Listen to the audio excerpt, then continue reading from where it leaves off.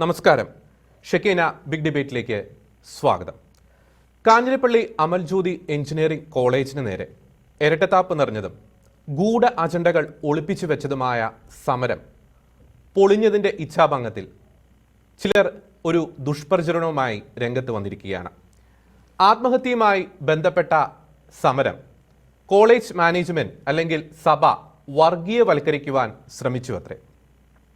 എന്നാൽ ചില പ്രത്യേക വിഭാഗത്തിൽപ്പെട്ടവർ സ്വന്തം വിഭാഗത്തിലെ തെറ്റുകൾ കാണുമ്പോൾ അതിനു നേരെ കണ്ണടച്ച് കത്തോലിക്ക സഭയിൽ എന്തെങ്കിലും നടന്നു കഴിഞ്ഞാൽ ഉടനെ തന്നെ വീട്ടിലെ കൈക്കുഞ്ഞുങ്ങളെ കയ്യിലെടുത്ത് കൊടിയും പിടിച്ച് പൊരിവെയിലത്ത് സഭയ്ക്കെതിരെ, വൈദികർക്കെതിരെ, സന്യസ്തർക്കെതിരെ ഉറഞ്ഞു തുള്ളുന്നു. ഇതിനെ നാം എന്ത് പേരിട്ട് വിളിക്കും? ഒപ്പം തന്നെ ഭരിക്കുന്നത് സ്വന്തം പാർട്ടി ആയതുകൊണ്ട് സമരം ചെയ്യാൻ വകുപ്പില്ലാതെ പാർട്ടി ഓഫീസിൽ തേരാപ്പാര നടക്കുന്ന ചില വിപ്ലവ സിംഹങ്ങൾക്ക് വിപ്ലവം പൊട്ടിമുളച്ച് പൂത്തുലയണമെങ്കിൽ കത്തോലിക്ക സഭയിൽ എന്തെങ്കിലുമൊക്കെ നടക്കണം. എന്നാൽ ഈ വിപ്ലവ സിംഹങ്ങൾ മറ്റു ചില വിഭാഗത്തിലെ എന്തെങ്കിലും പ്രശ്നങ്ങൾ കാണുമ്പോൾ പേടിച്ച് പൂച്ചക്കുട്ടിയെ പോലെ മാളത്തിൽ ഒളിക്കുന്നു. ഇതിനെയും നാം എന്ത് പേരിട്ട് വിളിക്കും? ഒപ്പം തന്നെ കത്തോലിക്ക സഭയിലെ ഏതെങ്കിലും മഠങ്ങളിൽ ഒരു കന്യാസ്ത്രീ കാലുളുക്കി വീണാൽ പോലും അതിനെ ബ്രേക്കിംഗ് ന്യൂസ് ആക്കുന്ന മാധ്യമങ്ങളും ഒട്ടും മോശമല്ല. ഷെക്കീന ബിഗ് ഡിബേറ്റ് ചർച്ച ചെയ്യുന്നു, സമരത്തെ വർഗീയവൽക്കരിക്കുന്നത് ആരാണ്?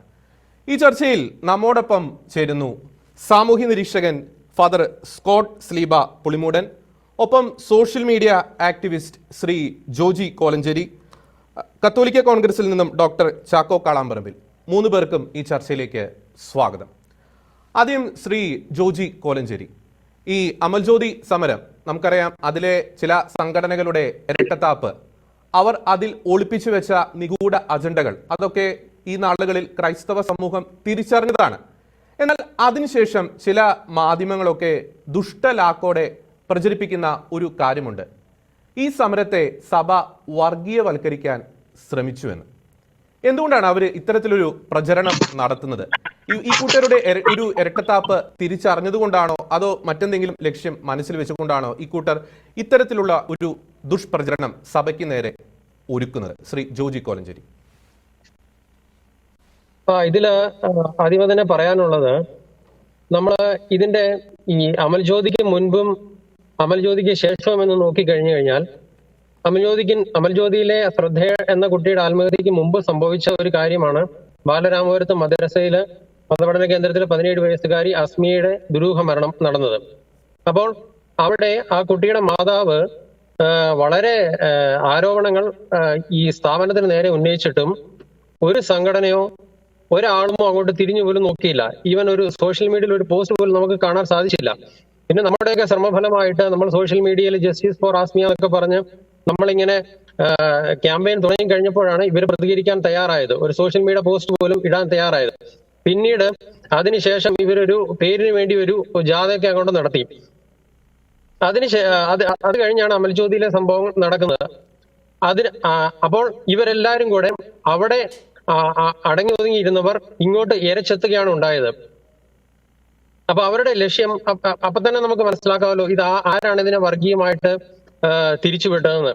കാരണം ഇവിടെ ഈ നമ്മുടെ അമൽജ്യോതി തന്നെ വിശദീകരണ കുറിപ്പ് ഉടനെ തന്നെ ഇറക്കുകയുണ്ടായി. പോലീസിന് പരാതി കൊടുത്തത് ഉൾപ്പെടെ അതിനെക്കുറിച്ചുള്ള വിശദീകരണം നൽകിയുണ്ടായതിനു ശേഷം പോലും കുട്ടികൾ എന്തോ പറഞ്ഞു എന്ന് പറഞ്ഞ് അതിനെ ഏറ്റുപിടിച്ചുകൊണ്ടാണ് വരുന്നത്. നമുക്ക് അറിയാം, സ്വാഭാവികമായിട്ടും ഒരു സ്ഥാപനത്തിൽ അല്ലെങ്കിൽ ഒരു കോളേജിലോ സ്കൂളിലോ പഠിക്കുമ്പോൾ അവിടുത്തെ നിയമങ്ങളോടും അവിടുത്തെ ചിട്ടവട്ടങ്ങളോടും സ്വാഭാവികമായിട്ട് പിള്ളേർ ചിലർക്കൊക്കെ പ്രതിഷേധങ്ങളും കാര്യങ്ങളും ഉണ്ടാവും. ഇതുപോലുള്ള എന്തെങ്കിലും പ്രശ്നങ്ങൾ വരുമ്പോൾ അവരതിനെ ഏറ്റുപിടിച്ച് പറയാറുണ്ട്.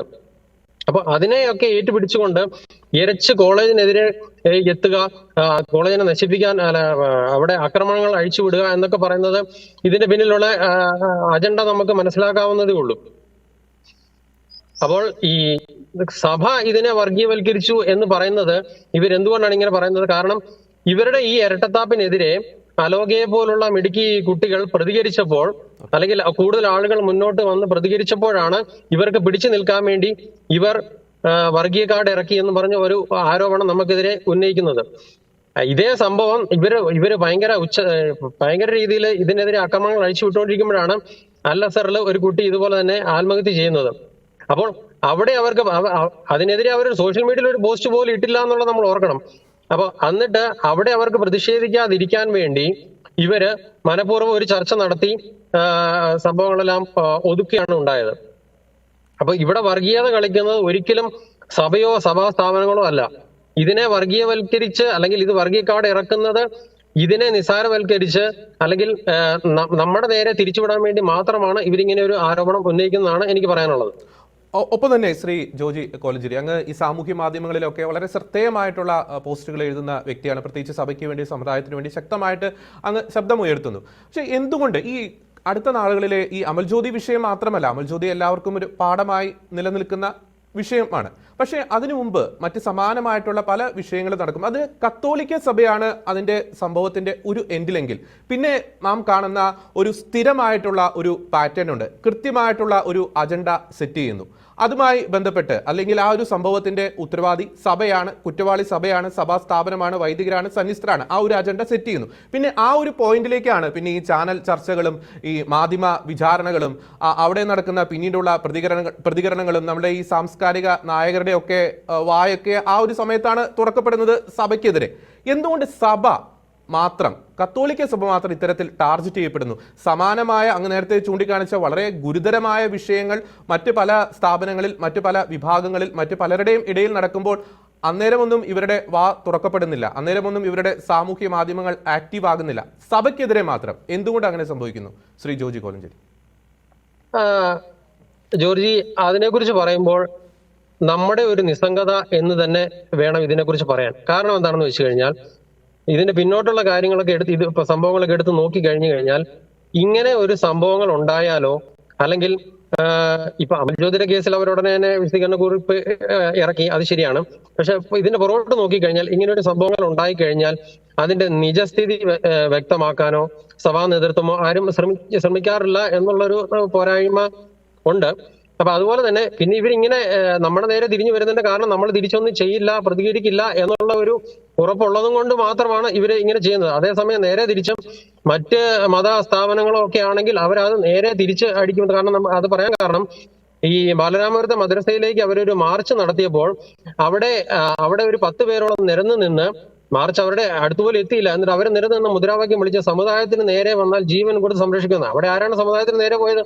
അവര് ജാഥ നടത്തിയത് അവിടെ ആ കുട്ടിയുടെ ദുരൂഹമരണത്തിൽ അന്വേഷണം നടത്തുന്നത് മാത്രമാണ്. അപ്പൊ അവരവിടെ തക്ബീർ വിളികളൊക്കെ ആയിട്ടാണ് അതിനെ നേരിട്ടത്. അപ്പം നമ്മൾ അങ്ങനെ ചെയ്യണമെന്നല്ല പറഞ്ഞത്. പക്ഷെ നമ്മൾ നമ്മുടേതായ രീതിയിൽ സഭയുടെ നേതൃത്വത്തിന്റെ ഭാഗത്തുനിന്നോ അല്ലെങ്കിൽ വേണ്ടപ്പെട്ട ഒരു രീതിയിൽ നിന്നോ ഇങ്ങനെയുള്ള ഒരു പ്രതിഷേധങ്ങളോ കാര്യങ്ങളൊക്കെ വരുമ്പോൾ നമ്മൾ തീർച്ചയായിട്ടും ഉടനടി ആക്ഷൻ എടുത്തിരിക്കണം. അങ്ങനെയാണെങ്കിൽ മാത്രം ഇതിനെയൊക്കെ കുറച്ചൊക്കെ നമുക്ക് ചെറുക്കാൻ പറ്റത്തുള്ളൂ. ഇപ്പൊ ഞാനീ പറഞ്ഞ ഇവരിങ്ങനെ ഒരു ആരോപണം നമ്മുടെ നേരെ ഉയർത്തുന്നതും നമ്മുടെ നേരെ ആഞ്ഞു വരുന്നതിന് കാരണം നമ്മൾ തിരിച്ചൊന്നും ചെയ്യില്ല എന്നുള്ള ഉറപ്പ് അവർക്കുള്ളത് കൊണ്ടാണ്. നമ്മൾ തിരിച്ചടിക്കണം എന്നല്ല പറയുന്നത്. പക്ഷെ നമ്മൾ ഈ ബൈബിളിൽ പോലും പറഞ്ഞിട്ടുള്ളൂ, ഈശോ തന്നെ അടിച്ച ആളോട് ഞാൻ ചെയ്തത് അല്ലെങ്കിൽ ഞാൻ പറഞ്ഞത് തെറ്റില്ല എന്നുണ്ടെങ്കിൽ നീ എന്തിനെ അടിച്ചു എന്ന് ചോദിക്കുന്നുണ്ട്. അപ്പോൾ കാര്യമില്ലാതെ നമ്മുടെ നേരെ വരുമ്പോൾ നമ്മൾ എന്തുകൊണ്ട് നീ അങ്ങനെ ചെയ്യുന്നു എന്നൊരു ചോദിക്കാനുള്ള ഒരു ആർജവം നമ്മൾ ഏറ്റെടുക്കുകയാണ്. ആർജവം നമ്മൾ ഉണ്ടാവുകയാണെങ്കിൽ ഒരു പരിധി വരെ ഇതിനെയൊക്കെ കുറയ്ക്കാൻ പറ്റും. ഇപ്പൊ അലോകയുടെയൊക്കെ ഒരു ഉദാഹരണമുണ്ട്. കാരണം അലോകയൊക്കെ ശക്തമായിട്ട് സംസാരിച്ചപ്പോൾ കുറച്ചൊക്കെ ഒതുങ്ങി. അപ്പൊ അവിടെ നോക്കിക്കോണം നിങ്ങൾ, ഈ അലോകയൊക്കെ മുന്നോട്ട് വന്ന് സംസാരിക്കാൻ ശ്രമിക്കുമ്പോൾ അവരെ നിശബ്ദമാക്കാൻ വേണ്ടി പിന്നിൽ കളികൾ നടക്കുന്നുണ്ട്. കാരണം ഇന്നലെയൊക്കെ നടന്നൊരു സംഭവം ഞാൻ നിങ്ങളോട് പറയാം. അതായത് ഈ അലോകയുടെ പിതാവ് ഒരു ഹോട്ടൽ അവിടെ നടത്തുന്നുണ്ട്. അപ്പൊ അതിനെതിരെയൊക്കെ ഇവര് ഭയങ്കര ക്യാമ്പയിനാണ്. മുസ്ലിങ്ങൾ അവിടെ കയറരുത്, നമ്മുടെ കാശ് അവർക്ക് കൊടുക്കരുതെന്നൊക്കെ പോലുള്ള വർഗീയ പ്രചരണങ്ങൾ പല ഫേക്ക് ഐഡികളിൽ നിന്നും ഒറിജിനൽ ഐഡിയിൽ നിന്നും ഇവര് പുറത്തു വിടുന്നുണ്ട്. അപ്പൊ അങ്ങനെ ആരെങ്കിലും സഭയ്ക്ക് വേണ്ടി സംസാരിക്കാനോ അല്ലെങ്കിൽ സഭയ്ക്ക് വേണ്ടി നിലകൊള്ളാനോ ശ്രമിക്കുമ്പോൾ അവരെയൊക്കെ നിശബ്ദമാക്കാൻ വേണ്ടി ഇവര് കിണഞ്ഞ് പരിശ്രമിക്കുന്നുണ്ട്. പിന്നെ അതുപോലെ തന്നെ ഈ നമ്മുടെ അലോകയുടെ പിതാവിനെ നേരിട്ടും അവഹേളിക്കുന്നുണ്ട്. അദ്ദേഹത്തിന്റെ പോസ്റ്റിലേക്ക് പോയി അവര് തെറി തന്നെയാണ് എഴുതി വിടുന്നത്. അപ്പൊ ഇവരുടെ ഉദ്ദേശം എന്ന് വെച്ച് കഴിഞ്ഞാൽ ആരെങ്കിലും പ്രതികരിച്ചാലോ പ്രതികരിക്കാൻ മുന്നോട്ട് വന്നാലോ അവരെ ഇതുപോലൊക്കെ ആക്രമിച്ച് സോഷ്യൽ മീഡിയയിൽ സൈബർ ആക്രമണമൊക്കെ നടത്തി ഒതുക്കുക എന്നുള്ളത് ഇവരുടെ ലക്ഷ്യമാണ്. കാരണം സഭ എന്നും ഇവന്റെയൊക്കെ അടിയും കൊണ്ട് കിടക്കണമെന്നാണ് ഇവനൊക്കെ വിചാരിക്കുന്നത്. പക്ഷെ അങ്ങനെയല്ല, കാലം മാറി. ഇനി നേരെ നിന്ന് ചോദിക്കാനുള്ളത് ഞങ്ങൾ ചോദിക്കുമെന്നുള്ളത് തന്നെയാണ് പറയാനുള്ളത് ഇക്കാര്യത്തിൽ. ഓക്കെ, വളരെ വ്യക്തമാണ്. ഞാൻ തിരിച്ചു വരാം ശ്രീ ജോജി കോലഞ്ചേരി. ഫാദർ സ്കോട്ട് സ്ലീവ, നേരത്തെ ജോജി പറഞ്ഞു നിർത്തിയ ഒരു കാര്യമുണ്ട്. ഈ കാലം മാറി. അപ്പോൾ ഇത്തരത്തിലുള്ള പല വിഷയങ്ങളും വരുമ്പോൾ നാം കാണുന്ന ഒരു പൊതു പാറ്റേൺ, ജോജി പറഞ്ഞൊരു പാറ്റേൺ ഉണ്ട്. സഭയ്ക്കെതിരെ ഒരു ആരോപണം വരുന്നു, പിന്നീട് ഒരു കൃത്യമായ രീതിയിലുള്ള ഒരു ശക്തമായ രീതിയിലുള്ള പ്രതികരണം പല അവസരങ്ങളിലും നമുക്ക് കാണാൻ സാധിക്കുന്ന ഒരു പ്രസ് റിലീസിൽ മാത്രം അത് ഒതുങ്ങിപ്പോകുന്നു. പക്ഷേ അത്തരത്തിലുള്ള ഒരു വിശദീകരണക്കുറിപ്പൊക്കെ ഇറങ്ങുന്നത് ഈ ഒരു വിവാദങ്ങൾ അതിൻ്റെ ഉച്ചസ്ഥായിയിൽ എത്തിക്കഴിഞ്ഞ് അതിൻ്റെ തെറ്റായ പ്രചരണങ്ങൾ ഒരു ഭൂരിഭാഗം ആളുകളുടെ മനസ്സിലേക്ക് എത്തിക്കഴിഞ്ഞതിന് ശേഷമാണ് പലപ്പോഴും സഭയുടെ ഭാഗത്തുനിന്ന് ഒരു വിശദീകരണക്കുറിപ്പ് അല്ലെങ്കിൽ ഒരു പ്രസ്താവനയൊക്കെ വരുന്നത്. ആ ഒരു ഇത്തരത്തിലുള്ള വിഷയങ്ങൾ വരുമ്പോഴുള്ള ഒരു പ്രതികരിക്കേണ്ട ഒരു ശൈലി സഭ മാറ്റേണ്ട കാലം അതിക്രമിച്ചില്ലേ? നാം പ്രതികരിക്കില്ല, അല്ലെങ്കിൽ സഭയെ തൊട്ടാൽ ഇവിടെ ഒന്നും നടക്കത്തില്ല, അല്ലെങ്കിൽ ഒന്നും സംഭവിക്കില്ല എന്ന ചിലരുടെ മിഥ്യാധാരണകളുടെ ഒരു പ്രതിഫലനമല്ലേ ഈ അമൽ ജ്യോതിയിൽ നടന്ന പോലത്തെ പല സംഭവങ്ങളും? ഫാദർ സ്കോട്ട് സ്ലീവ, ഇവിടെ നമ്മൾ പ്രധാനമായിട്ട് മനസ്സിലാക്കേണ്ട ഒരു വസ്തുത എന്താണെന്ന് ചോദിച്ചാൽ, സഭയ്ക്ക് നേരെ പ്രശ്നങ്ങൾ ഇതിനു മുൻപ് ഉണ്ടായിട്ടുണ്ട്, ഇപ്പോൾ നടന്നുകൊണ്ടിരിക്കുന്നു, ഇനി നടക്കുകയും ചെയ്യും. പക്ഷെ ഈ അവസരങ്ങളിൽ ഒന്നും തന്നെ കേരളത്തിലെ കത്തോലിക്ക സഭ എടുത്തു ചാടി പ്രതികരിക്കുകയില്ല. സഭ ഇതിന്റെ പിന്നിൽ നടക്കുന്ന കാര്യങ്ങളെ കുറിച്ച് വ്യക്തമായിട്ട് ഒരു ബോധ്യം കിട്ടിയതിനു ശേഷമാണ് സഭ പലപ്പോഴും പ്രതികരിക്കുന്നതും പല കാര്യങ്ങളെ കുറിച്ച് പ്രസ് റിലീസ് ആണെങ്കിൽ തന്നെയും ഈ വിഷയങ്ങൾ മേല് പൊതു സമൂഹത്തിൽ ഉണ്ടാകാവുന്ന എല്ലാ ചിന്തകളും, പ്രത്യേകിച്ച് സഭയ്ക്ക് നേരെ ഉണ്ടാകുന്ന പ്രശ്നങ്ങൾ വരുമ്പോൾ സഭ ചാടിക്കേറി പ്രതികരിക്കാത്തത് ഇതിന്റെ പിന്നിൽ എന്താണ് സംഭവിക്കുന്നതെന്ന് സഭ ആദ്യമേ തന്നെ പരിശോധിക്കുന്നുണ്ട്. അടിച്ചാൽ തിരിച്ചടിക്കുന്ന ഒരു നയത്തിലേക്ക് കേരള കത്തോലിക്ക സഭ ഇതിനു മുൻപും പോയിട്ടില്ല, ഇനിയും പോവുകയുമില്ല. കാരണം സഭ എന്ന് പറയുന്നത് ക്രിസ്തുവിന്റെ മൗതിക ശരീരമാണ്. ക്രിസ്തുവിന്റെ മൗതിക ശരീരമാകുന്ന സഭയ്ക്ക് ക്രിസ്തു പഠിപ്പിച്ച പാഠങ്ങൾക്ക് അപ്പുറമായിട്ട് ഒന്നും തന്നെ ചെയ്യാനില്ല. അതേസമയം പ്രതികരിക്കേണ്ട ഇടങ്ങളിലും പ്രതികരിക്കേണ്ട വേദികളിലും പ്രതികരിക്കേണ്ടതായ സാഹചര്യത്തിലും സഭ പ്രതികരിക്കും. അതിന് ഇനി ഒരു താമസം ഉണ്ടാകുമെന്ന് ആരും പ്രതീക്ഷിക്കേണ്ട. കാരണം നാളിതുവരെ സഭ അടികൊണ്ട് കിടന്നിട്ടുള്ളതാണ് എങ്കിൽ അടികൊണ്ട അവസരത്തിൽ തന്നെ കാഞ്ഞിരപ്പള്ളി അമൽജ്യോതി വിഷയത്തെക്കുറിച്ച് പരിശോധിച്ച് നോക്കുകയാണെങ്കിൽ സഭയുടെ നിലപാടുകൾ എന്തായിരുന്നു എന്നത് ആ ദിവസങ്ങളിൽ തന്നെ നമ്മൾ കണ്ടു കഴിഞ്ഞു. സഭയ്ക്ക് നേരെ ഒരു പ്രത്യേക വിഭാഗം സഭയുടെയും സ്ഥാപനങ്ങളെയും ഇല്ലാതാക്കുവാൻ ശ്രമിച്ചുകൊണ്ട് സഭ ഈ കാലഘട്ടത്തിൽ, പ്രത്യേകിച്ച് കേരള സഭ ഇന്ന് ഈ സമൂഹത്തിൽ വലിയ അരാജകത്വം സൃഷ്ടിക്കുന്ന രീതിയിലേക്ക് മാറ്റപ്പെടുന്നു എന്നുള്ള ഒരു ചിന്ത മുഖ്യധാര സമൂഹ മാധ്യമങ്ങളോട് കൊടുക്കുവാൻ ഇവിടെ ശ്രമിച്ചപ്പോൾ അതിനെതിരെ അലോഹ പോലെയുള്ള ഒരു പെൺകുട്ടി അല്ലെങ്കിൽ മറ്റ് വ്യക്തികള്, പ്രത്യേകിച്ച് സോഷ്യൽ മീഡിയയിൽ പ്രതികരിക്കുന്നവരൊക്കെ പ്രതികരിച്ചു എന്ന് കാണുമ്പോൾ സഭയുടെ നിലപാടുകൾ പണ്ടത്തിനേക്കാൾ വ്യക്തമായിട്ട് ഇന്ന് പൊതുബോധത്തിന് മുൻപിലേക്ക് കൊണ്ടുവരുവാൻ, അടിച്ച നാണയത്തിൽ തിരിച്ചടിക്കുന്ന രീതിയിലേക്ക് കൊണ്ടുവരുവാൻ തക്കോണം കഴിഞ്ഞു എന്നുള്ള ഒരു സത്യം കൂടെ നമ്മൾ മനസ്സിലാക്കണം. നാളെ ഇതുവരെ അങ്ങനെയല്ലായിരുന്നു. ഇതിനു മുൻപുള്ള ഈ അടുത്ത സമയങ്ങളിൽ നടന്ന വിഷയങ്ങളൊക്കെ ഒന്ന് എടുത്തു നോക്കിയേ. കേരള കത്തോലിക്ക സഭയിൽ മെത്രാന്മാർക്ക് നേരെയും സമർപ്പിതർക്ക് നേരെയും, പ്രത്യേകിച്ച് കക്കുകളി പോലെയുള്ള നാടകങ്ങളൊക്കെ വന്നപ്പോൾ സഭ ചാടിക്കേറി പ്രതികരിച്ചില്ലയോ എന്നുള്ളതല്ല, പക്ഷെ സഭയുടെ അൽമായ സമൂഹം, സഭയുടെ യുവജന സമൂഹം അത് ഏറ്റെടുത്തു.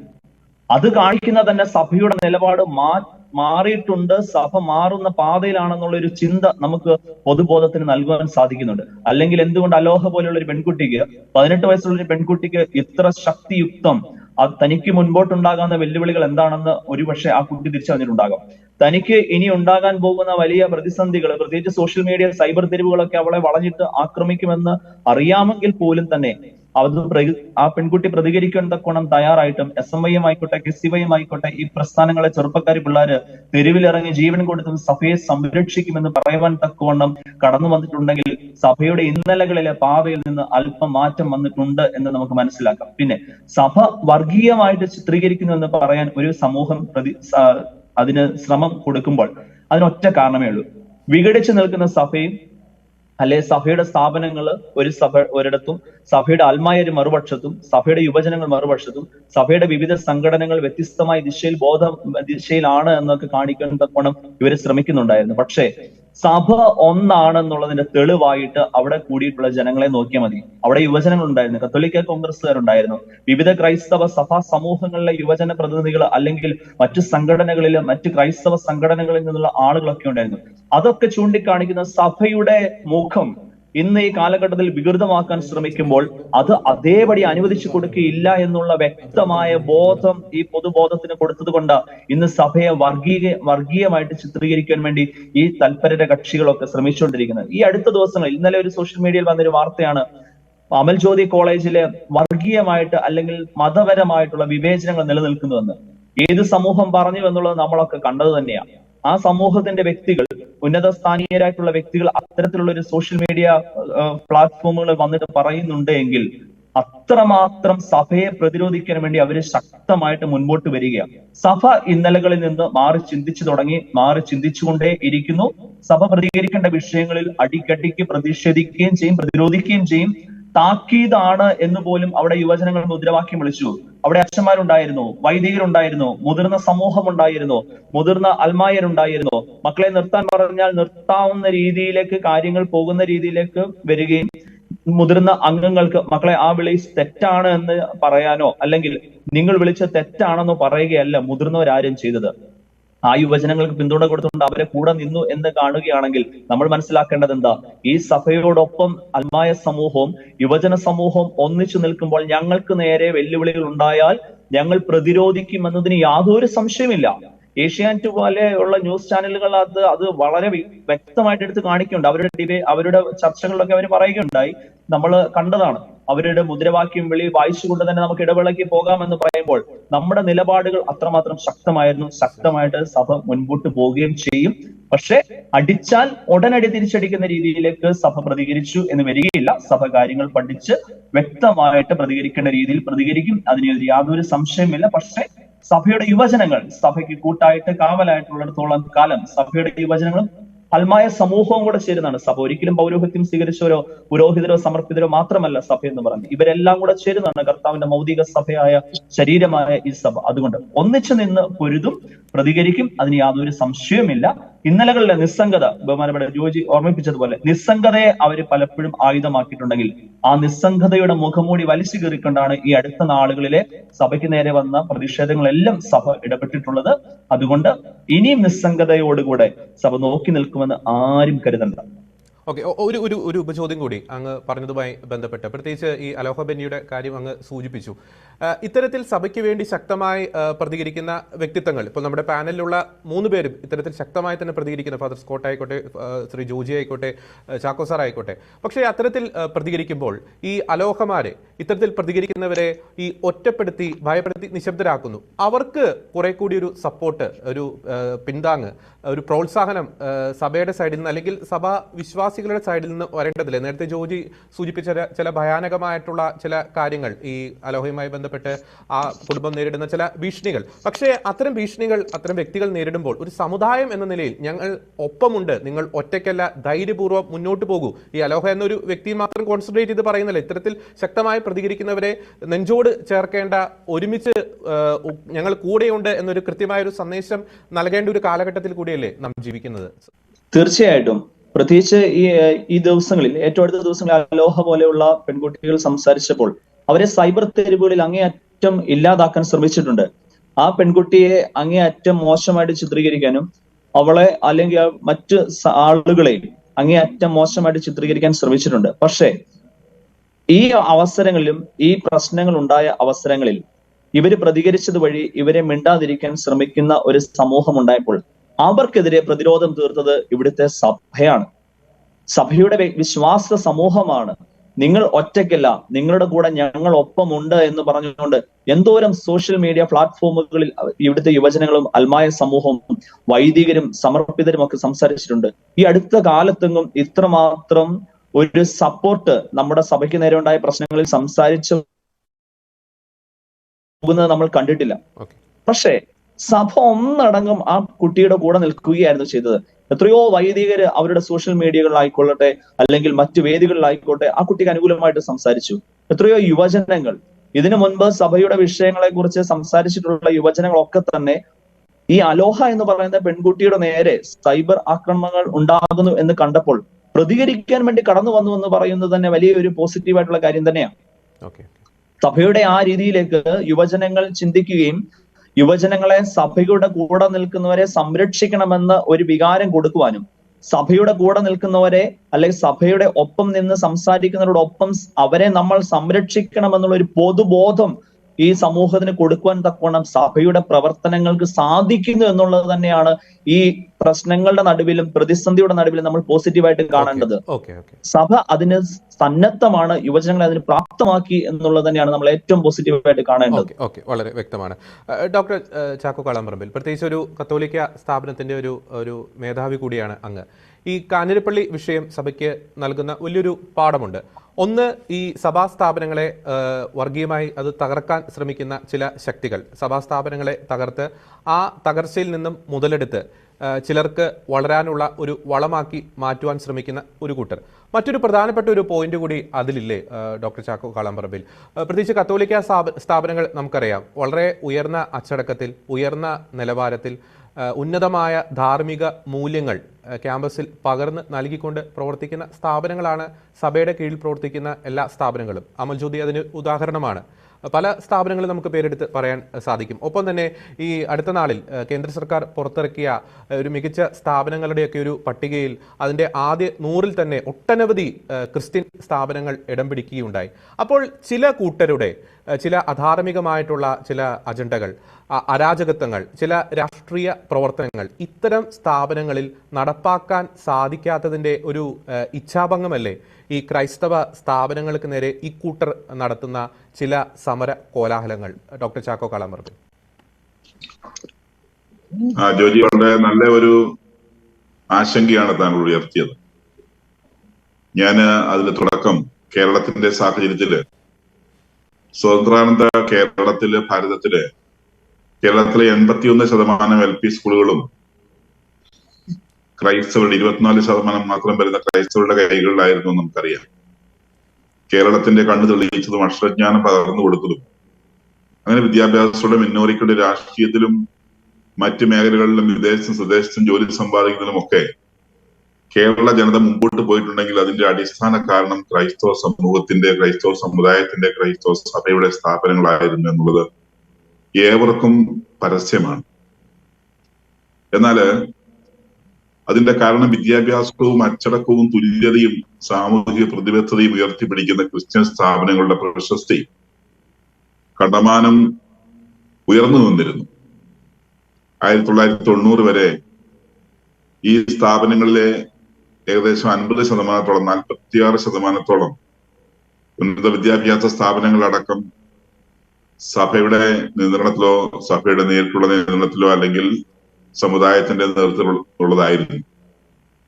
അന്ന് കേവലം 24% ഹയർ എഡ്യൂക്കേഷൻ വിദ്യാഭ്യാസ സ്ഥാപനങ്ങളാണ്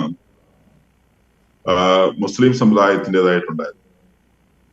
ഏതാണ്ട് 25-26% ഹൈന്ദവ സമുദായത്തിന്റെ. എന്നാൽ 1990-കൾക്ക് ശേഷം ഒരു സമൂല മാറ്റമുണ്ടായി. അവിടെ സ്വാശ്രയ കോളേജുകൾ അടക്കമുള്ള സ്ഥാപനങ്ങളുടെ ആവിർഭാവത്തോടെ വിദ്യാഭ്യാസ സ്ഥാപനങ്ങളെ ബിസിനസ് സാമ്രാജ്യങ്ങളാക്കി മാറ്റി സംഘടിത രാഷ്ട്രീയ ശക്തിയും സ്വാധീനവും ഉപയോഗിച്ച് പണത്തിന്റെയും അധികാരത്തിന്റെയും സ്വാധീനം ഉപയോഗിച്ച് പ്രത്യേകിച്ച് ഒരു സമുദായം കൂടുപോലെ നിലവാരം കുറഞ്ഞ ഒരുപാട് സ്ഥാപനങ്ങൾ ഉണ്ടാക്കിയെടുത്തു. അങ്ങനെ 46% ഉന്നത വിദ്യാഭ്യാസ സ്ഥാപനങ്ങൾ ഉണ്ടായിരുന്ന ക്രൈസ്തവ സമുദായത്തിന്റെ സ്ഥാപനങ്ങളുടെ എണ്ണം 26-ലേക്കും ഈ പറയുന്ന സമുദായത്തിന്റെ സ്ഥാപനങ്ങളുടെ എണ്ണം 24-ൽ നിന്ന് 46-ലേക്കും ഉയർന്നു. എന്നാൽ പോലും ദേശീയ അന്തർദേശീയ നിലവാരമുള്ള സ്ഥാപനങ്ങളായ ക്രിസ്ത്യൻ സ്ഥാപനങ്ങളിൽ പലതും നിലകൊണ്ടു. അതിനോട് കിടപിടിക്കുവാൻ കഴിയാതെ ഇത്തരം സ്ഥാപനങ്ങൾ, ഇത്തരം സംഘടിത രാഷ്ട്രീയ ശക്തിയും സ്വാധീനം ഉപയോഗിച്ച് കൂടുപോലെ ഉയർന്നു വന്ന സ്ഥാപനങ്ങൾ പിന്നോട്ട് പോയി. കാണിക്കേണ്ടത് അങ്ങനെ തങ്ങളുടെ സ്ഥാപനങ്ങൾക്ക് മുമ്പിൽ എത്താൻ തക്കവണ്ണം അഡ്മിഷൻ മറ്റു കാര്യങ്ങളും ശരിയാക്കേണ്ടത് എന്നുള്ളത് അവരെ സംബന്ധിച്ചുള്ള ആശങ്ക. ഒരു ഭാഗമായിട്ട് ഈ സ്ഥാപനങ്ങളെ എന്തെങ്കിലും നിസ്സാര കാരണങ്ങൾ ഉണ്ടെങ്കിൽ പോലും താറടിച്ച് കരുതിച്ച് കാണിച്ചുകൊണ്ടുള്ള സംഘടിത ശ്രമം ഇത്തരം ചില വിധ്വംസക ശക്തികളുടെ ഭാഗത്തു നിന്നുണ്ടായിട്ടുണ്ട്. രാഷ്ട്രീയ പാർട്ടികൾക്ക് അവരുടെ മേച്ചിൽ സ്ഥലങ്ങളായി ഇഷ്ടം പോലെ പെരുമാറാൻ കഴിയാതെ പോയ ഇത്തരം സ്ഥാപനങ്ങളെ എങ്ങനെ കടന്നാക്രമിക്കുമെന്ന് അവർ നോക്കിയിരുന്ന സാഹചര്യങ്ങളിൽ എപ്പോഴെങ്കിലും ഒരു ചെറിയ പ്രശ്നമുണ്ടായാൽ ഈ വിധ്വംസക ശക്തികള്, മതവിദ്വേഷികള്, അല്ലെങ്കിൽ ഈ മതവർഗീയവാദികള്, ഒരു വിധത്തിൽ പറഞ്ഞാൽ മത ഭീകരവാദികള്, അവരും രാഷ്ട്രീയക്കാരും ഒത്തുചേർന്ന് ഇത്തരം സ്ഥാപനങ്ങളെ ആക്രമിക്കുന്നതിൽ ഉത്സുകത കാണിച്ചുകൊണ്ടിരിക്കുകയാണ്. പ്രത്യേകിച്ച് ഇപ്പൊ അമൽജ്യോതി കേസിലൊക്കെ എടുക്കുമ്പോൾ അഡ്മിഷൻ സ്റ്റാർട്ട് ചെയ്തൊരു സമയത്ത് കേരളത്തിലെയും ഇന്ത്യയിലെ തന്നെയും പ്രശസ്തമായ സ്ഥാപനങ്ങളൊക്കെ ഒരു സ്വാശ്രയ സ്ഥാപനത്തെ ഏത് വിധേനയും കരുതിച്ച് താറടിച്ച് കാണിച്ചുകൊണ്ട് അതിന്റെ പ്രവർത്തനങ്ങളിൽ കൈകടത്തി ആ സ്ഥാപനത്തിന്റെ പ്രവർത്തനത്തെ സമൂഹം മുമ്പിൽ താറടിച്ച് കാണിച്ചുകൊണ്ട് അതിന്റെ അഡ്മിഷനോ ബന്ധപ്പെട്ട കാര്യങ്ങളെയൊക്കെ തകർക്കാനുള്ള ശ്രമം ഇതിന്റെ പിന്നിൽ നടന്നിട്ടുണ്ടോ എന്നുള്ളത് അന്വേഷിക്കപ്പെടേണ്ടത് തന്നെയാണ്. അതുകൊണ്ട് തന്നെ ഈ സഭാ സമുദായം, ഈ സഭാ സമൂഹം, ഈ സഭയുടെ സ്ഥാപനങ്ങള് കേരളത്തിൽ നിന്ന് ചാതുർവർണ്ണ്യം തുടച്ചു മാറ്റാൻ കാരണമായി. ആ ചാതുർവർണ്ണ്യം ഇന്ന് മറ്റൊരു വിധത്തിൽ ഈ സമൂഹത്തിൽ, ഈ സമുദായത്തിൽ, ഈ കേരള നാട്ടിൽ വീണ്ടും ഇതാ ഉയർത്തെഴുന്നേൽക്കുന്നു. അതാണ് ഞാൻ കാണുന്നത്. വർഗീയതയുടെയും അധികാരത്തിന്റെയും സമ്പത്തിന്റെയും കച്ചവട മനോഭാവത്തിന്റെയും സംഘടിത നിഗൂഢ രാഷ്ട്രീയ ശക്തികളുടെയും ഒക്കെ ഒരു ചാതുർവർണ്ണ്യം ഈ കേരളത്തിൽ തുടർന്നു വരുന്നു എന്നുള്ളത് ഇന്ന് ഒരു വിധത്തിൽ നിന്ന് മറയപ്പെട്ട ചാതുർവർണ്ണ്യം മറ്റൊരു മുഖവുമായി ഇവിടെ ഉയർത്തെഴുന്നേൽക്കുന്നത് കാണുന്നതാണ് ഇതൊക്കെ.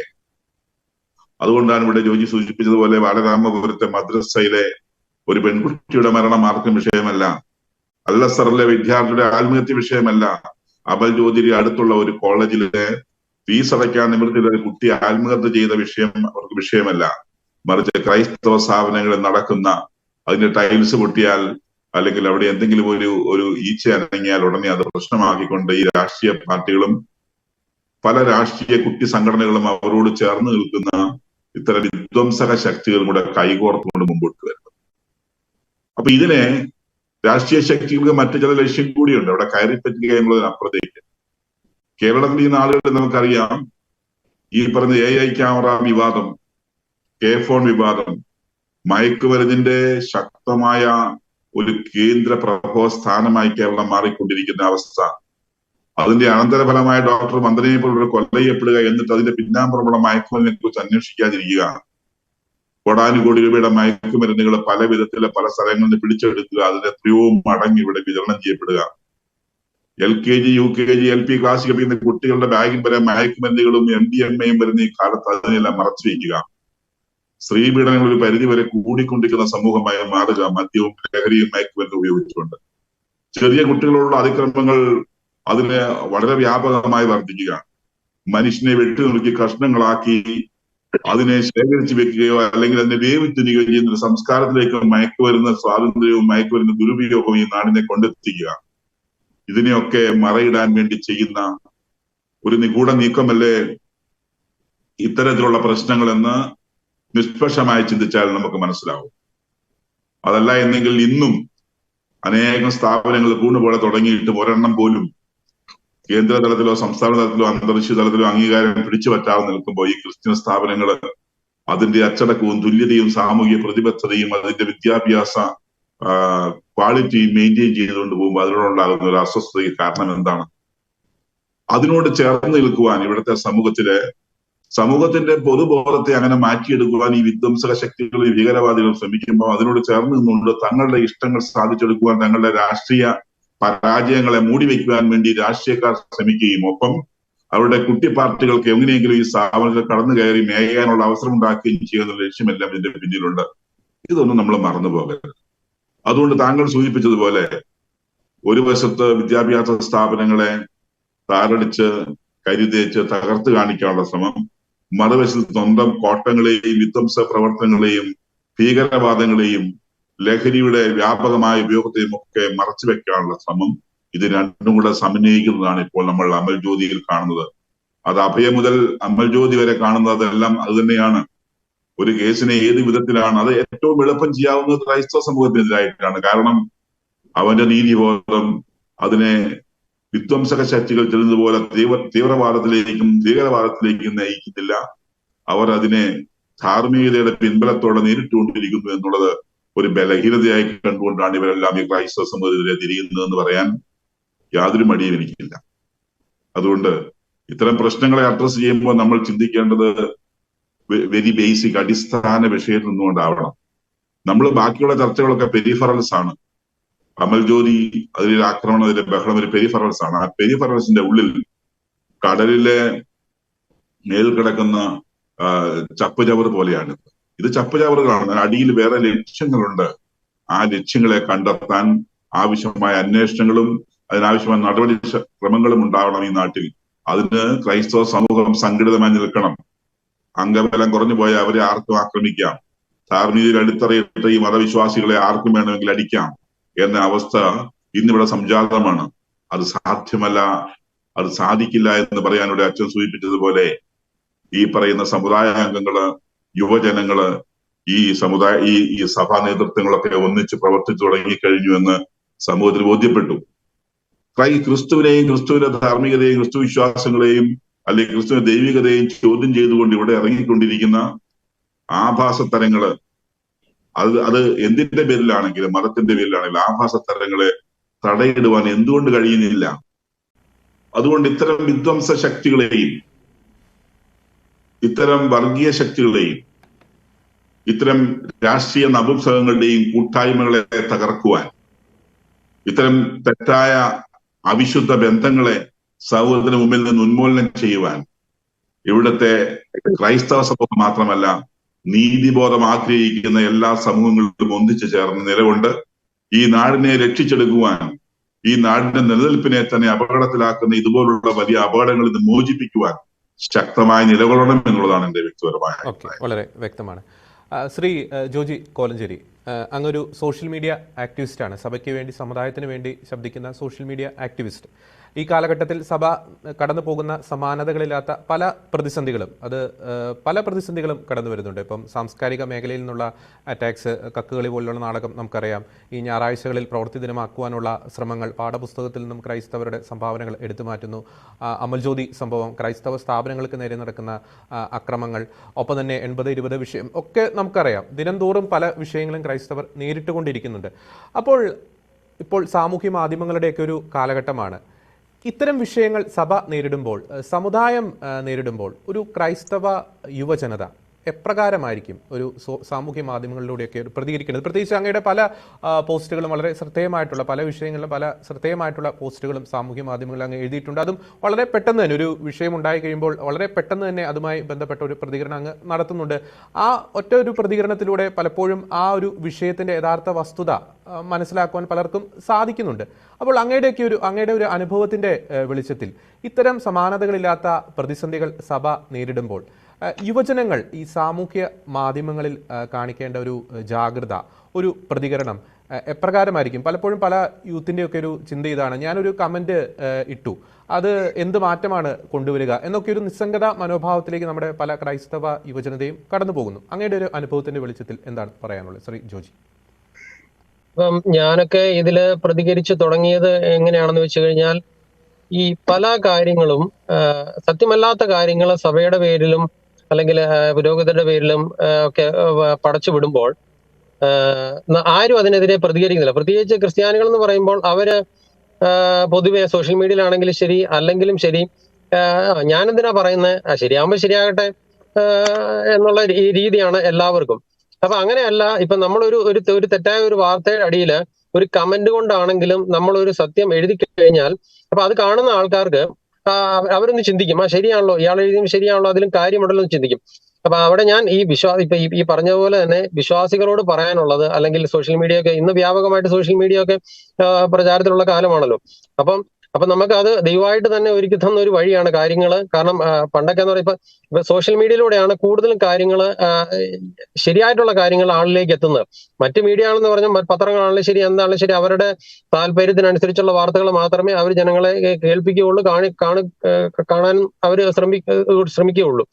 അപ്പൊ നമ്മള് ഇപ്പൊ സേവ്യർ ഖാൻ വട്ടായലച്ചന്റെ ഒരു വീഡിയോ ഞാൻ എന്റെ സോഷ്യൽ മീഡിയയിൽ ഷെയർ ചെയ്തിട്ടുണ്ട്. അത് അച്ഛൻ പറയുന്നത്, സുവിശേഷ വേല അല്ലെങ്കിൽ ദൈവവചന ശുശ്രൂഷ എന്ന് പറയുന്നത് വചനം പ്രസംഗിക്കുക മാത്രമല്ല, പക്ഷെ വചനം പറയണം, നമ്മൾ വചനം പറയുന്നതും ദൈവ ശുശ്രൂഷ തന്നെയാണ്. പക്ഷെ തെറ്റായ ഒരു കാര്യത്തിനെതിരെ അല്ലെങ്കിൽ ഒരു അസത്യത്തിനെതിരെ നമ്മളാൽ ആവുന്ന വിധം ആ സമയത്ത് പ്രതികരിക്കുക. അതൊരു കമന്റ് കൊണ്ടാവട്ടെ, ഒരു പോസ്റ്റ് കൊണ്ടാകട്ടെ, ഈവൻ നമ്മളൊരു നമ്മൾ ഒരു ഒരു തെറ്റായ ഒരു കാര്യത്തിനെതിരെ ഒരാൾ ഒരു കമന്റ് ഇട്ട് കഴിഞ്ഞാൽ, ഈവൻ നിങ്ങൾ കമന്റ് എഴുതണ്ട, അദ്ദേഹത്തിന് ഒരു ലൈക്ക് കൊടുത്തുകൊണ്ട് ഒരു പ്രോത്സാഹനം കൊടുത്താൽ പോലും അതൊരു ദൈവ ശുശ്രൂഷ തന്നെയാണെന്നാണ് അച്ഛൻ പറയുന്നതും എന്റെ അഭിപ്രായം അത് തന്നെയാണ്. കാരണം ഇന്നത്തെ കാലത്ത് ഇങ്ങനെയൊക്കെ പ്രതികരിക്കാൻ മുന്നോട്ട് വരുന്ന ആളുകൾക്ക് ഈ ഒരു ചെറിയൊരു നിങ്ങളുടെ ഒരു പ്രവൃത്തി പോലും അവർക്ക് പ്രചോദനമാണ്. കാരണം ഞാനത് പറയാൻ കാരണം, ഈ അലോകയുടെ വിഷയത്തില് ഞാൻ ആലോകയുടെ പിതാവിനെ വിളിച്ച് സംസാരിച്ചപ്പോൾ എടുത്തപ്പോഴേ അവർ പറഞ്ഞു, അവർക്ക് എന്തൊരു സന്തോഷമായിരുന്നു, ഒന്ന് വിളിച്ചൊരു സപ്പോർട്ട് കൊടുത്തപ്പോൾ ആലോകയാണല്ലോ സംസാരിച്ചപ്പോൾ അവർക്ക് ഭയങ്കര ഹാപ്പി ആയിരുന്നു. അപ്പൊ അവർക്ക് ആ ഒരു ഫോൺ വിളിയിലൂടെ ഒക്കെ കിട്ടുന്ന ആ ഒരു സപ്പോർട്ട് എന്ന് പറഞ്ഞാൽ വളരെ വലുതാണ്. അപ്പൊ സോഷ്യൽ മീഡിയയിൽ ഒരാൾ ഒരു കാര്യം എഴുതുമ്പോൾ, ഒരു അസത്യത്തിന് എഴുതുന്ന സഭയ്ക്കെതിരെയുള്ള ഒരു വാർത്തയ്ക്കെതിരെ, തെറ്റായ കാര്യത്തിന് നമ്മൾ ഒരിക്കലും, ഞാൻ പറയുന്നില്ല തെറ്റിനെ സപ്പോർട്ട് ചെയ്യണം, നമ്മൾ ഒരിക്കലും പറയില്ല. പക്ഷെ ശരിയല്ലാത്തൊരു കാര്യം സഭയ്ക്കെതിരെ പടച്ചു വിടുമ്പോൾ നമ്മൾ അതിനെതിരെ പ്രതികരിക്കണം. നമ്മൾ തീർച്ചയായിട്ടും പ്രതികരിക്കണം. സോഷ്യൽ മീഡിയയിലൂടെ നമ്മൾ ഒരു കമന്റെങ്കിലും ഇട്ട് നമ്മൾ പ്രതികരിക്കണം എന്ന് തന്നെയാണ് എനിക്ക് പറയാനുള്ളത്.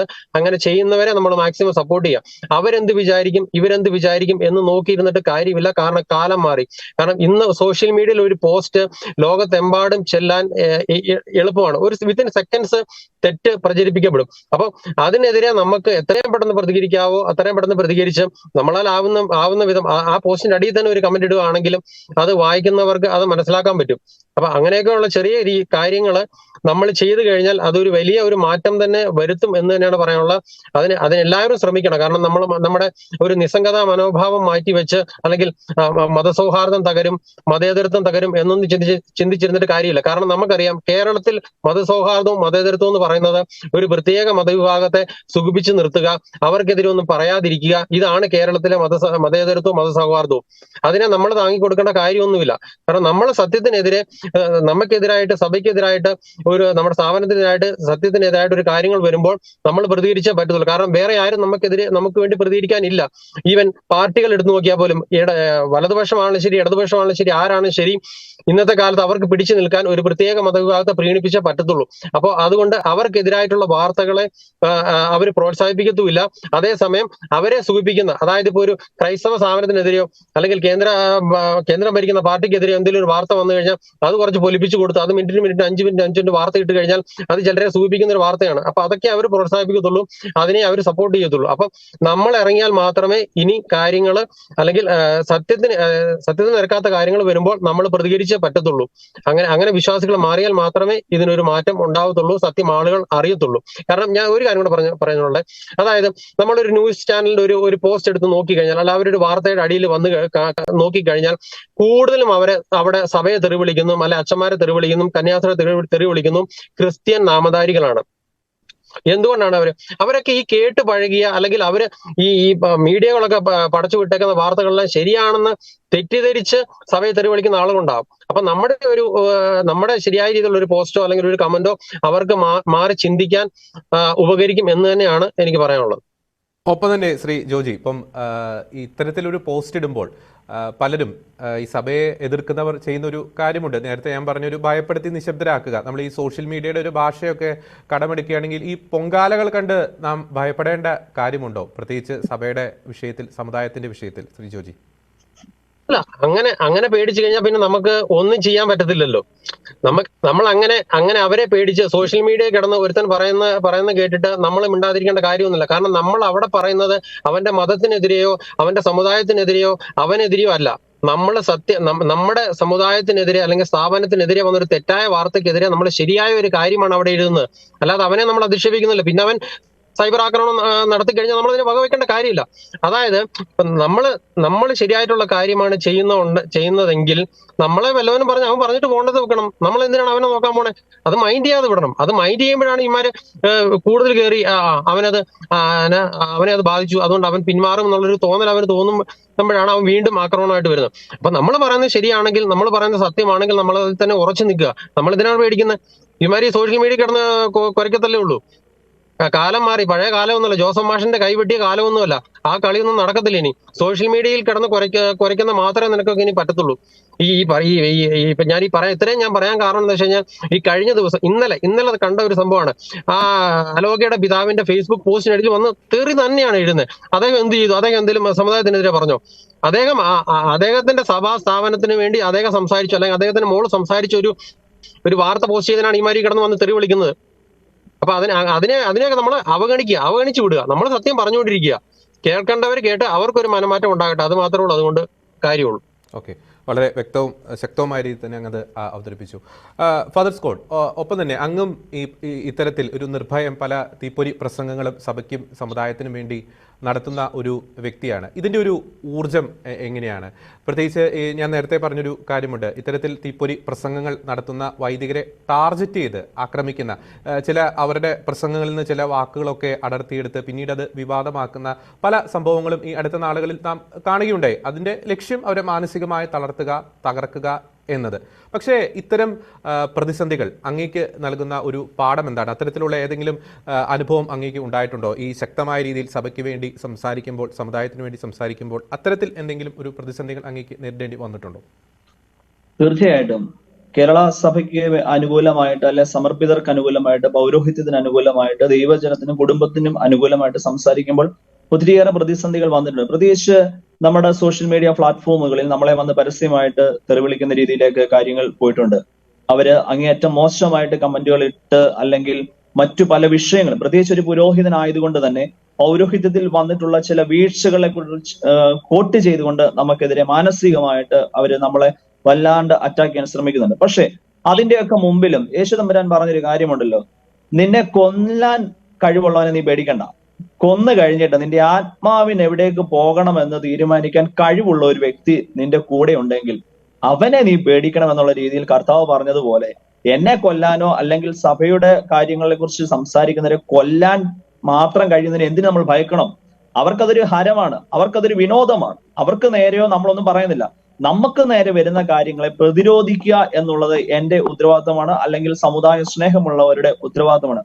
അത് ഇനിയും ചെയ്തുകൊണ്ടേയിരിക്കും. പിന്നെ ഞാൻ ഇങ്ങനെയൊക്കെ പ്രതികരിക്കുന്നത് കൊണ്ട് എനിക്കോ എന്റെ നേരെയോ എന്തെങ്കിലും പ്രതിസന്ധികൾ വന്നു കഴിഞ്ഞാൽ അതിനെ ഞാൻ കണ്ടില്ല എന്ന് തന്നെ നടിക്കും. മുമ്പേ ജോജി ഓർമ്മിപ്പിച്ചതല്ലേ, ചിലരൊക്കെ കുരയ്ക്കും. എല്ലാ കുരയ്ക്കുന്നവർക്ക് നേരെ കല്ലെറിയേണ്ട കാര്യമില്ലെന്നേ. നമ്മുടെ ലക്ഷ്യസ്ഥാനത്തേക്ക് നമ്മൾ കടന്നു പോകുവാൻ വേണ്ടി കുരയ്ക്കുന്നവർ അവിടെ നിന്ന് കുരച്ചോട്ടെ. അതുകൊണ്ടല്ലേ വിസ്റ്റൺ ചർച്ചിൽ പറഞ്ഞത്, നമ്മുടെ യാത്രയിൽ ഒരുപാട് പേര് കുരയ്ക്കുന്നുണ്ടാവും, നമ്മൾ അതിനൊക്കെ കണ്ടില്ല എന്ന് കരുതി നമ്മളങ്ങ് പൊക്കോണം. ആ ഒരു മനോഭാവമാണ് എനിക്കുള്ളത്. അതോടൊപ്പം തന്നെ ഈ ഒരു ആവേശപൂർവ്വം അല്ലെങ്കിൽ സഭയ്ക്ക് സമുദായത്തിന് വേണ്ടി നിൽക്കാൻ എന്നെ പ്രാപ്തമാക്കിയത്, പൗരോഹിത്യം സ്വീകരിക്കുന്നതിന് മുമ്പ് ഞാൻ ഈ സഭയുടെ യുവജന പ്രസ്ഥാനത്തിലൂടെ വളർന്നു വന്ന വ്യക്തിയാണ്. ഈ സഭയുടെ ഒപ്പം നിന്ന് 10-12 വർഷക്കാലം യുവജന പ്രസ്ഥാനത്തിൽ പ്രവർത്തിച്ച് സഭ എന്താണെന്നും സഭയുടെ നന്മ എന്താണെന്നും തിരിച്ചറിഞ്ഞതിന് ശേഷമാണ് ഞാൻ പൗരോഹിത്യം സ്വീകരിക്കുവാൻ വേണ്ടി പരിശീലനത്തിലേക്ക് പോയത്. അതുകൊണ്ട് എന്റെ അമ്മയായ സഭയ്ക്ക് നേരെ വെല്ലുവിളികൾ ഉണ്ടാകുമ്പോൾ നമ്മൾ ഇനിയും പ്രതികരിക്കണം. നമ്മൾ പ്രതിഷേധിക്കുക തന്നെ ചെയ്യണം. നമ്മൾ മിണ്ടാതിരിക്കുന്നത് വഴി സഭയെ മുറിപ്പെടുത്തുവാൻ വേണ്ടി ഇനി ആരും കടന്നു വരരുത്. നമ്മൾ പറഞ്ഞുകൊണ്ടേയിരിക്കണം. നമുക്ക് നേരെ ആരൊക്കെ എന്തും പറഞ്ഞുകൊള്ളട്ടെ, അതൊന്നും നമ്മൾ വകവെക്കേണ്ടതായിട്ടോ അല്ലെങ്കിൽ അത് ചെവി കൊടുക്കേണ്ടതായിട്ട് കാര്യമില്ല. ഇപ്പോൾ അലോഹയുടെയും പിതാവിനെയൊക്കെ ചേർത്ത് വെച്ച് ഒത്തിരിയേറെ കമന്റുകൾ വരുന്നു. നമ്മൾ ആ കുട്ടിയെ വിളിച്ചിട്ട്, മക്കളെ ഞങ്ങളൊക്കെ കേരള സഭ മോളുടെ കൂടെ ഉണ്ട് എന്ന് പറയുമ്പോൾ കിട്ടുന്ന ഒരു പോസിറ്റീവ് എനർജി ഉണ്ട്. അതുപോലെ പ്രതിസന്ധികൾ എനിക്കുണ്ടായ സമയത്തും എന്റെ കൂടെ നിൽക്കാൻ ചില ആളുകൾ, ചില വ്യക്തികൾ, യുവജന സഹോദരങ്ങൾ, അച്ഛൻ ഇനിയും സംസാരിക്കണം, അച്ഛന്റെ കൂടെ ഞങ്ങളുണ്ട്, അങ്ങനെ പറയുവാൻ മാത്രം യുവജനങ്ങളെയും ദൈവജനത്തെയും സഭ പ്രാപ്തമാക്കിയത് കൊണ്ട് പിന്നെ ഞാൻ എന്തിനു പേടിക്കണം? നമ്മൾ അതിനെ പേടിക്കുകയല്ല ചെയ്യേണ്ടത്. നമുക്ക് നേരെ ചില വ്യക്തികൾ വളരെ വിദഗ്ധമായിട്ട് സഭാ സ്ഥാപനങ്ങളെയും സഭയെയും പ്രതിരോധിക്കാൻ വേണ്ടി ഒരു പ്രത്യേക വിഭാഗം ഇവിടെ നടക്കുന്നുണ്ട്. അത് ഒരു വൻ ലോബി തന്നെ ഇവിടെയുണ്ട്. അത് ഇവിടുത്തെ രാഷ്ട്രീയ പ്രസ്ഥാനങ്ങളിലേക്ക് അത് ഹൈജാക്ക് ചെയ്ത് കടന്നു പോയിട്ടുണ്ട്. ആ പ്രസ്ഥാനങ്ങൾ വഴി അവരൊക്കെ സഭയുടെ കൂടെയാണെന്ന് വരുത്തി തീർക്കാൻ വേണ്ടി ചില കാര്യങ്ങളൊക്കെ കാട്ടിക്കൂട്ടുമ്പോഴും അതിന് പിന്നിലൂടെ നമ്മളെ കുത്തിക്കൊണ്ടിരിക്കുകയാണ്. സഭയുടെ കൂടെയാണ് ഞങ്ങൾ എന്ന് പറഞ്ഞുകൊണ്ട് ചില രാഷ്ട്രീയ പ്രസ്ഥാനങ്ങളും സാമുദായിക നേതാക്കന്മാരും അവിടെയും ഇവിടെയും ഒക്കെ എന്തെങ്കിലുമൊക്കെ ആർക്കും വലിയ തട്ടുമുട്ടുമില്ലാത്ത ചില കേസുകൾ വരുമ്പോഴോ അല്ലെ ബുദ്ധിമുട്ടുകൾ വരുമ്പോഴോ അവർ കൂടെ നിൽക്കും. ഒരു ഉദാഹരണം പറഞ്ഞാൽ മലയോര മേഖലയിലെ പ്രശ്നങ്ങൾ വരുമ്പോൾ ഞങ്ങളൊക്കെ സഭയുടെ കൂടാന്ന് പറഞ്ഞുകൊണ്ട് പറയുകയും ഇതുപോലെ സഭയ്ക്ക് നേരെ വലിയ വെല്ലുവിളികൾ ഉണ്ടാകുമ്പോൾ മാറി നിന്ന് കൈയടിക്കുകയും ചെയ്യുന്ന സമൂഹമായി ഇവിടുത്തെ രാഷ്ട്രീയ നേതൃത്വം. അതുകൊണ്ട് അവരോ അവരുടെ സംഘടനകളോ, അത് വലതായിക്കൊള്ളട്ടെ ഇടതായിക്കൊള്ളട്ടെ നടുവായിക്കൊള്ളട്ടെ, അവരോ അവരുടെ സംഘടനകളോ പറയുന്നതിനെ നമ്മൾ മുഖവില എടുക്കേണ്ട കാര്യമില്ല. കേരളത്തിന്റെ സഭയ്ക്ക് വേണ്ടി, പൊതുസമൂഹത്തിന് വേണ്ടി നമ്മൾ സംസാരിക്കും. പൊതുസമൂഹത്തിന് നേരെ ഉണ്ടാകുന്ന വിഷയങ്ങളെ കേരളത്തിലെ ധാർമ്മിക പ്രസ്ഥാനം എന്നതിലുപരിയായിട്ട് മറ്റു പല പ്രസ്ഥാനങ്ങളും സംസാരിക്കുന്ന ഉപരിയായിട്ട് കേരള കത്തോലിക്ക സഭയും സഭയുടെ വക്താക്കളും സഭയുടെ ദൈവജനവും സഭയുടെ യുവജനങ്ങളും ഒന്നിച്ചു നിന്ന് സംസാരിക്കും. ആ ഒരു ബോധ്യം എനിക്ക് ഈ അടുത്ത കാലങ്ങളുണ്ടായി. സഭ പ്രതികരിക്കുന്നതിന് മുമ്പ് തന്നെ ഇവിടുത്തെ അൽമായ സമൂഹം, ഇവിടുത്തെ യുവജന സമൂഹം, ഇവിടുത്തെ വൈദികര് ഒറ്റയ്ക്ക് നിന്ന് പ്രതികരിക്കാൻ വേണ്ടി കാര്യങ്ങൾ തുടങ്ങിയപ്പോഴല്ലേ മറ്റു പലർക്കും ഇത് ഒരു പൊള്ളുന്ന രീതിയിലേക്ക് കാര്യങ്ങൾ മാറ്റപ്പെട്ടു പോയത്. കേവലം ഒരു 18 വയസ്സുള്ള പെൺകുട്ടിയെ അങ്ങനെ സംസാരിക്കാൻ പ്രാപ്തമാക്കിയിട്ടുണ്ടെങ്കിൽ, ഞാൻ എന്തെങ്കിലും പറഞ്ഞു കഴിഞ്ഞാൽ, എനിക്കൊരു ബുദ്ധിമുട്ടുണ്ടായാൽ എന്റെ കൂടെ എന്റെ സഭയും ഞാൻ വിശ്വസിക്കുന്ന യുവജന പ്രസ്ഥാനവും എന്റെ അൽമായ സമൂഹം എന്റെ കൂടെ ഉണ്ട് എന്നുള്ളൊരു ബോധ്യം ഈ അടുത്ത നാളുകളിൽ കൊടുക്കാൻ കഴിഞ്ഞത് കൊണ്ടല്ലേ ആ പെൺകുട്ടിക്ക് അങ്ങനെ സംസാരിക്കാൻ കഴിഞ്ഞത്. ആ ഒരു ബോധ്യം ഈ പൊതുബോധത്തിന്റെ മുൻപിൽ നമുക്ക് കൊടുക്കുവാൻ സാധിച്ചിട്ടുണ്ട്. അതുകൊണ്ട് അത്തരത്തിലുള്ള വെല്ലുവിളികൾ ഉയർത്തുന്നവർക്ക് ഉയർത്തിക്കൊണ്ടേ ഇരിക്കാം. അമ്മാതിരി ഓലപ്പാമ്പ് കാട്ടി ആരും ഇനിയും സഭയെയോ യുവജനങ്ങളെ പേടിപ്പിക്കാൻ വരണ്ട എന്നാണ് ഇപ്പോൾ എനിക്ക് പറയാനുള്ളത്. കാരണം അങ്ങനെ ആരെങ്കിലും പേടിപ്പിക്കാൻ വന്നാൽ നമ്മൾ ഏതു വിധേനയും നേരിട്ടിരിക്കും.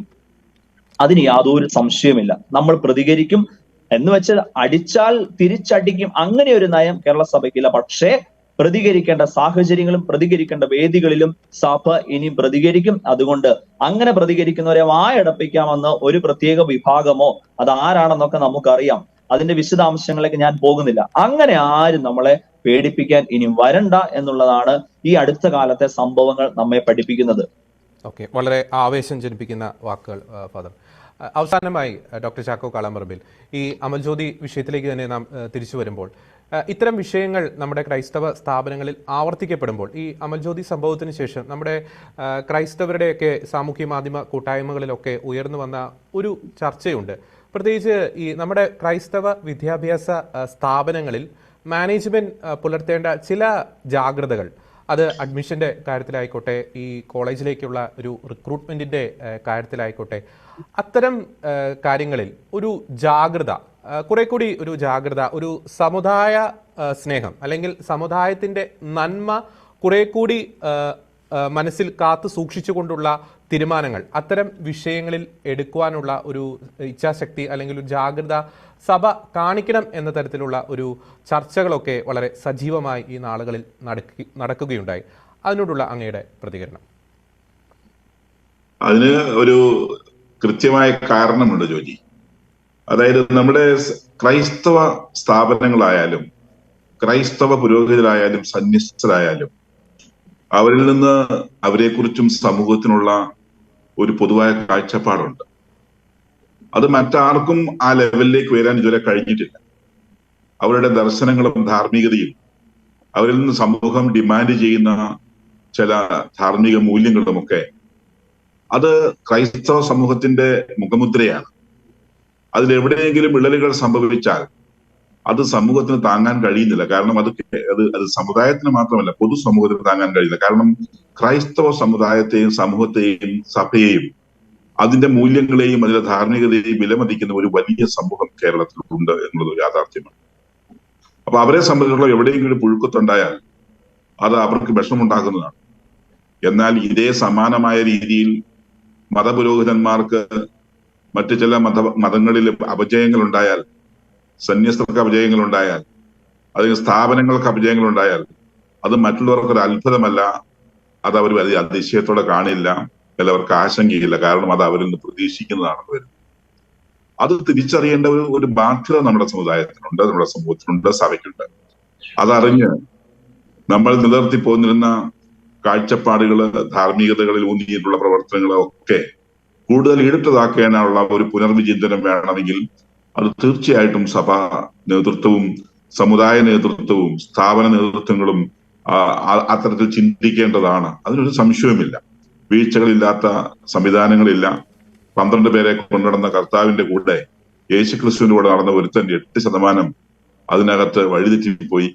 അങ്ങനെയുള്ള ചില 8% ഇവിടെയും ഉണ്ടാകാം, ഉണ്ടായില്ല എന്നുള്ള പറയില്ല.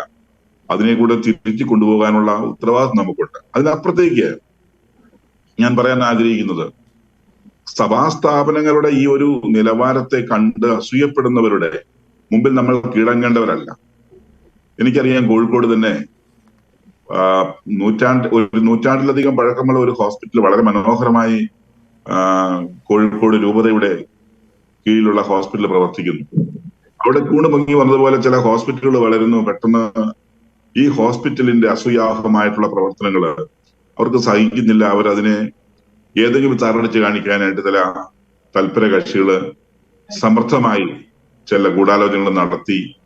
അതൊരു പരിധിവരെ അപ്പോ വിജയിച്ചു. പക്ഷെ താൽക്കാലികമായ വിജയം അന്തിമമായി കണ്ടില്ല. പിന്നീട് ആളുകൾക്ക് തിരിച്ചറിഞ്ഞു.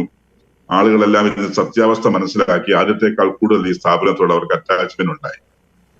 അതങ്ങനെയാണ്. കാരണം താൽക്കാലികമായിട്ടൊരു പുകമറ സൃഷ്ടിക്കാനൊക്കെ ഇവർ കഴിയുമായിരിക്കും. അതിനപ്പുറത്തേക്ക് നമ്മൾ ഉയർത്തിപ്പിടിക്കുന്ന ധാർമ്മികതയെ തച്ചുടയ്ക്കാനായിട്ട് സാധിക്കുന്ന ഒരു ശക്തിയുമില്ല. കാരണം എന്താണ്? സഭ ലോകത്തിന്റെ മനസ്സാക്ഷിയാണ്. അത് നമ്മൾ തിരിച്ചറിയണം. സഭ ഉയർത്തിപ്പിടിക്കുന്ന ധാർമ്മികത ലോകത്തിന്റെ ധാർമ്മികതയാണ്. അത് സെയിം സെക്സ് റിലേഷൻഷിപ്പ് ആയാലും, തീവ്രവാദ പ്രസ്ഥാനങ്ങളുള്ള സമീപനത്തിലായാലും, യുദ്ധങ്ങളിലായാലും, ഭ്രൂണഹത്യയിലായാലും, അതുപോലുള്ള എന്ത് വിധ്വംസക പ്രവർത്തനങ്ങളായാലും സഭ അതിനെതിരെ ശക്തമായി ശബ്ദിക്കും. അതുകൊണ്ട് ലോകത്തിലെ എല്ലാ രാജ്യങ്ങളും രാജ്യ നേതാക്കന്മാരും മത നേതാക്കന്മാരും ശ്രദ്ധിക്കും. സഭ ഇതിനെക്കുറിച്ചുള്ള സഭയുടെ കാഴ്ചപ്പാട് എന്താണ്, സഭയുടെ സ്വരം എന്താണ്. അതൊന്നും ഇന്നും അന്യം നിന്ന് പോയിട്ടില്ല. അതുകൊണ്ട് തന്നെയാണ് ഒരു ചെറിയ പട്ടണത്തിന്റെ പോലും വലിപ്പമില്ലാത്ത റോമ സാമ്രാജ്യത്തിന്റെ അല്ലെങ്കിൽ റോമ പട്ടണത്തിന്റെ അധിപനായിട്ടുള്ള മാർപ്പാപ്പ പറയുന്ന സ്വരം ലോകം മുഴുവൻ കാതോർക്കാൻ എപ്പോഴും ബദ്ധസദ്ധമായിരിക്കുന്നത്. അതുകൊണ്ട് ഈ സഭയുടെ ഈ മനസ്സാക്ഷി, ലോകത്തിന്റെ മനസ്സാക്ഷിയായി നിലകൊള്ളാനുള്ള സഭയുടെ ഉത്തരവാദിത്തത്തെ അത് നമുക്ക് ഒരിക്കലും ഈ ഒരു ശക്തിക്കും തകർക്കാൻ കഴിയില്ല. ധാർമ്മികതയിൽ ഊന്നുകൊണ്ടുള്ള സഭയുടെയും ക്രിസ്തുവിന്റെയും പഠനങ്ങളോട് ചേർന്ന് നിന്നുകൊണ്ടുള്ള പ്രവർത്തനങ്ങളിൽ വീഴ്ചകൾ വരുമ്പോൾ തിരുത്താനും ആ ധാർമ്മികതയെ ഉയർത്തിപ്പിടിച്ചുകൊണ്ട് മുന്നോട്ട് പോകാനും സാധിക്കുന്നിടത്തോളം കാലം നമ്മൾ ഒരു ചിത്രശക്തികളെയും വിധ്വംസ ശക്തികളെയും ഒരു ഭീകരവാദത്തെയും ഭയപ്പെടേണ്ടതില്ല. കാരണം നമ്മുടെ ശക്തി ക്രിസ്തുവിന്റെ ധാർമ്മികതയാണ്. നമ്മുടെ വിജയം ക്രിസ്തുവിന്റെ വിജയമാണ്. ക്രിസ്തുവിനോടുകൂടെ ആയിരിക്കുന്നവൻ തീർച്ചയായിട്ടും വിജയിയാണ്. അവനെ പരാജയപ്പെടുത്താൻ ഒരു ശക്തിയും കഴിയില്ല. ദൈവം കൂടെയുള്ളവനെ ആർക്ക് തോൽപ്പിക്കാൻ കഴിയുമെന്ന് വചനം ചോദിക്കുന്നുണ്ട്. എനിക്ക് അത് തന്നെയാണ് ഇവിടെയും പറയാനുള്ളത്. ദൈവത്തിന് നിരക്കാത്തതായി നമ്മൾ ഇതൊന്നും സംഭവിക്കാതിരിക്കാൻ തിരുത്തുകൾ ആവശ്യമുള്ള തിരുത്തുകൾ വരുത്തുക. അതല്ല എന്നുണ്ടെങ്കിൽ തീർച്ചയായിട്ടും നമുക്ക് ദൈവത്തോടു കൂടെ പോകുന്ന, ക്രിസ്തുവിനോട് കൂടെ ചേർന്ന് പോകുന്ന ഒരു പ്രവർത്തനത്തിനെ പരാജയപ്പെടുത്താൻ ഈ 2000 കൊല്ലം പലരും പല വിധത്തിൽ ശ്രമിച്ചിട്ടും സാധിച്ചിട്ടില്ലല്ലോ. ഒരുപക്ഷെ കൂണ് പോലെ പൊട്ടി വന്ന പല പ്രസ്ഥാനങ്ങളും 1 നൂറ്റാണ്ട് കൊണ്ടും 1/2 നൂറ്റാണ്ട് കൊണ്ടും 10 കൊല്ലം കൊണ്ടും ഒക്കെ അന്യം നിന്ന് പോയെങ്കിൽ ക്രിസ്തുവിന്റെ ആ ധീരരക്തസാക്ഷിത്വത്തിലും ക്രിസ്തുവിന്റെ ദൈവികതയിലും മുന്നിൽ നിന്നുകൊണ്ടുള്ള സഭയെ അവിടെയും ഇവിടെയും ഒക്കെ ഒന്ന് കല്ലെടുത്ത് എറിഞ്ഞുകൊണ്ട് അവിടെയും ഒരു പോറൽ പറ്റിക്കാൻ കഴിയുമെന്നുള്ള അപ്പുറത്തേക്ക് അതിനെ തകർക്കാൻ ഒരു ശക്തിയും കഴിയില്ല. കാരണം ഇത് പരിശുദ്ധാത്മാവിനാൽ നയിക്കപ്പെടുന്ന സമൂഹവും സഭയും സമുദായവുമാണെന്ന് കുറച്ച് ബോധ്യം എനിക്കുണ്ട്. അതുകൊണ്ട് എന്തെല്ലാം പ്രശ്നങ്ങൾ സഭയിലുണ്ടെങ്കിലും, കുറവുകളുണ്ടെങ്കിലും, പോരായ്മകളുണ്ടെങ്കിലും അത് തിരിച്ചു മുന്നേറുക. ക്രിസ്തുവിന്റെ ക്രൈസ്തവ ധാർമ്മികതയിൽ ഉയർത്തിപ്പിടിച്ചുള്ള പ്രവർത്തനങ്ങൾക്ക് നമ്മൾ സമൂഹത്തിന്റെ മനസാക്ഷിയായി പ്രവർത്തിക്കുക എന്നുള്ളത് തന്നെയാണ് എനിക്ക് ഇവിടെ ഓർപ്പിക്കാനുള്ളത്. വളരെ നന്ദി ഡോക്ടർ ചാക്കോ കാളാമ്പറമ്പിൽ. വർഗീയ ലക്ഷ്യത്തോടെ, നിഗൂഢ അജണ്ടയോടെ ക്രൈസ്തവ സ്ഥാപനങ്ങളെ, കത്തോലിക്ക സഭയെ ആക്രമിക്കുവാനുള്ള ശ്രമങ്ങളെ ശക്തമായി ചെറുക്കും എന്ന ഒരു മുന്നറിയിപ്പാണ് ഇന്നത്തെ ഈ ഒരു ചർച്ച നൽകുന്നത്. ഒപ്പം തന്നെ ക്രൈസ്തവ സമുദായത്തിന് വേണ്ടി, കത്തോലിക്ക സഭയ്ക്ക് വേണ്ടി, ക്രൈസ്തവ സമൂഹത്തിന് വേണ്ടി ശബ്ദിക്കുന്നവരെ ഒറ്റപ്പെടുത്തി ആക്രമിക്കുവാനുള്ള ശ്രമങ്ങളെയും ശക്തമായി ചെറുക്കുക തന്നെ ചെയ്യും. ഈ ചർച്ചയിൽ വളരെ സജീവമായി പങ്കെടുത്ത ഫാദർ സ്കോട്ട് സ്ലീബ, ഒപ്പം ഡോക്ടർ ചാക്കോ കാളാമ്പറമ്പിൽ, ശ്രീ ജോജി കോലഞ്ചേരി, 3 പേർക്കും നന്ദി.